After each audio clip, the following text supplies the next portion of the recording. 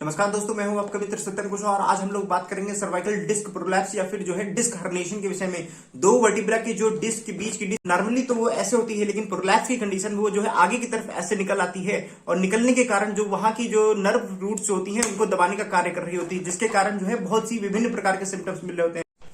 Cervical herniated disc में जो है आर्म का पेन जो होता है मोस्ट कॉमन सिम्टम होता है और ये एज ग्रुप 30 से 50 साल के एज ग्रुप में ज्यादातर पाया जा रहा होता है। किसी भी ट्रॉमा या इंजरी के कारण सर्वाइकल स्पाइन में हर्निएशन होना एक मोस्ट कॉमन कारण है।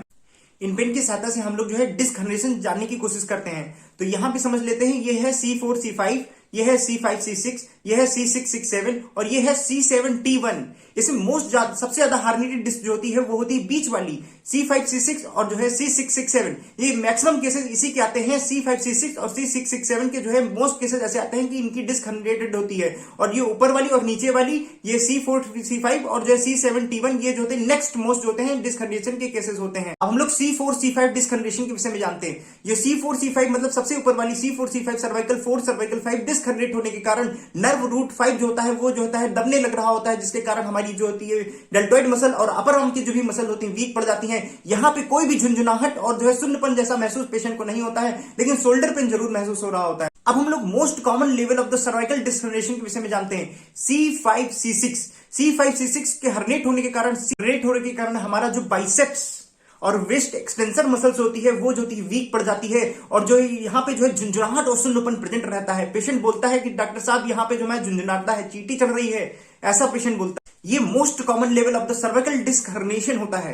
C6 C7 में हर्निएट होने से क्या होता है? C6 C7 में हर्निएट होने के कारण C7 नर्व रूट जो होता है दबने लग रहा होता है, जिसके कारण हमारी ट्राइसेप्स मसल में वीकनेस आती है और यहाँ पे जो है नमनेस और टिंगलिंग सेंसेशन रेडिएट होकर के जाती है धीरे धीरे करके मिडिल फिंगर में।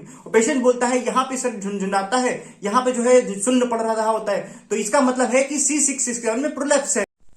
अब हम लोग बात कर लेते हैं C7 T1 में हर्निएशन आने के कारण क्या होता है। हर्निएशन आने के कारण जो होता है C8 नर्व रूट जो होती है दबने लग रही होती है, जिसके कारण पेशेंट की रिस्ट में जो है एकदम ग्रिपिंग पावर कमजोर होने लगती है, वो कुछ भी उठा नहीं पा रहा होता है और जो है नमनेस टिंगलिंग सेंसेशन मतलब झुंझुनाहट और सुन्नपन रेडिएट होता है सबसे इधर वाली साइड लिटिल फिंगर की तरफ। अब हम लोग ऐसे अगर हम याद कर ले, ऐसे याद रहेगा आपको C5 C6 C6 C7 और C7 T1। अगर यहाँ झुंझुनाता है पेशेंट को, यहाँ सुन्नपन रहता है, हो सकता है डिस्क प्रोलैप्स हो C5 C6 का। अगर इस मिडिल फिंगर में झुंझुनाहट आ रही है तो इसका मतलब है कि हो सकता है प्रोलैप्स हो C6 C7 का। अगर लिटिल फिंगर में झुंझुनाहट या सुन्नपन आ रहा होता है तो पेशेंट हो सकता है कि C7 T1 का प्रोलैप्स हो।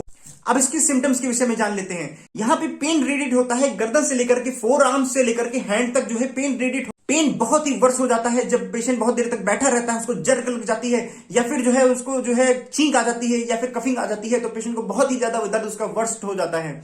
फोर आर्म और हैंड में जो है झुंझुनाहट और सुन्नपन प्रेजेंट होने की संभावनाएं बनी रहती हैं।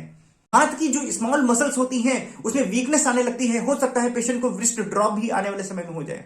अब इसके इन्वेस्टिगेशन की बात कर लेते हैं। तो यहाँ पे MRI स्कैन जो होता है वो जो है डायग्नोस कर रहा होता है हर्निएटेड डिस्क, और CT स्कैन विद माइलोग्राम भी हर्निएटेड डिस्क को जो है अच्छे से डायग्नोस कर ले रहा होता है। और यहाँ पे AMG जो होता है न्यूरोलॉजिकल डिफिशिएंट को डायग्नोस करने का काम होता है। आयुर्वेद में इसका ट्रीटमेंट वात और ब्रहण होता है। पेशेंट को चाहिए कि वो पूरा कंप्लीट बेड रेस्ट करे, उसका बिस्तर जो है एकदम फ्लैट हो, तकिया एकदम पतली हो, और उसमें मेडिसिन जो यूज करेंगे वो है लाक्षादि गुगुल कैप्सूल, न्यूरोडॉक्स, मर्म कषाय, मर्म वटी, मुरविन्ना तेल, गंधर्व हस्तादि तेल।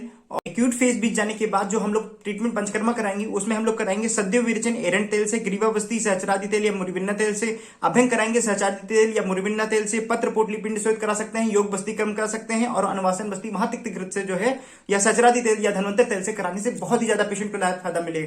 इसमें रिकमेंडेड क्लासिकल मेडिसिन जो चूज की जाती हैं वो होती हैं रसाज रस, स्वर्ण समीर पन्नग रस, महायोगराज गुगुल, लाक्षादि गुगुल, त्रयोदशांग गुगुल, रासना एरंदादि कषाय, सहस्रादि कषाय, धन्वंतर तेल, सहस्रादि तेल, गंध तेल। ये सारे जो है बहुत ही अच्छे ड्रग हैं और जो है बहुत ही अच्छा कार्य करते हैं इन सब कंडीशंस में। इसमें कौन कौन सी योगा और प्राणायाम कर सकते हैं इसके विषय में जानते हैं। इसमें कर सकते हैं भुजंगासन, शलभासन, धनुरासन, तिर्यकासन, तिर्यक ताड़ासन, कटी चक्रासन और जो है ताड़ासन, वीरासन, शवासन। प्राणायाम में अनुलोम विलोम डीप ब्रीथिंग 15 मिनट अगर करते हैं तो बहुत, ब्राह्मी के बाद शीतली करना भी बहुत फायदेमंद होता है।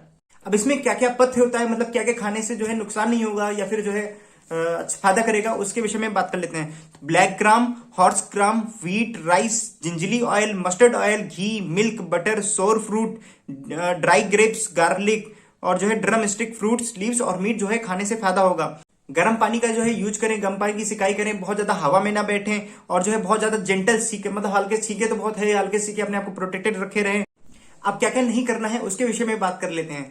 तो इसमें जो है potato, cucumber, cold drink, ice cream, rajma, dry meat, ये सब जो है एक्सेट्रा, ये सब जो है नहीं खाना है। बहुत ज्यादा बेंडिंग नहीं करना है, सडिंग स्ट्रेचिंग नहीं करना है, बहुत ज्यादा वजन नहीं उठाना है और लॉन्ग जर्नी बहुत ज्यादा चलना फिरना नहीं है। व्हीलर, टू व्हीलर का प्रयोग नहीं करना है और जो है सिटिंग इन एबनॉर्मल पोजीशन, ऐसी पोजीशन, एबनॉर्मल पोजीशन में बैठना नहीं है और जो है लॉन्ग समय, ज्यादा समय तक बैठे नहीं रहना है। Thank you for watching my channel, please like share subscribe.